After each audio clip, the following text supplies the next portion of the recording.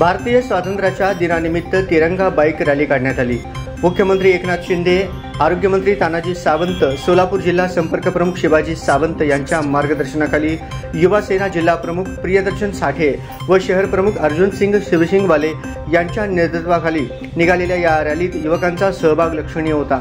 रुद्रमुनी तालीम कुमठा नाका येथून निघालेल्या या रॅलीचा जुना पुणा नाका छत्रपती संभाजी महाराज चौकात समारोप करण्यात आला। रुद्रमुनी तालीम कुमठा नाका जवळून सुदर्शन दादा साठे यांच्या हस्ते सकाळी या तिरंगा बाईक रॅलीचा शुभारंभ करण्यात आला। रॅली दरम्यान पांढरापळ चौक येथे छत्रपती शिवाजी महाराज यांना पुष्पहार अर्पण करून अभिवादन करण्यात आले। शेकडो युवा सैनिक या बाईक रॅलीमध्ये सहभागी झाले होते। युवकांचा उत्साह पाहण्यासारखा होता। भारत माता की जय, वंदे मातरम अशा घोषणा देत होते। देशभक्तीपर गीतांनी माहोल भरलेला होता। सर्वांच्या हातात बाईकवर वाहनावर तिरंगा ध्वज डौलाने फडकत होता। कुमठा नाका येथून सुरू झालेली ही बाईक रॅली शहर मध्य विधानसभा क्षेत्रातील विविध भागातून मार्गस्थ होताना ठिकठिकाणी जल्लोषात स्वागत करण्यात आले।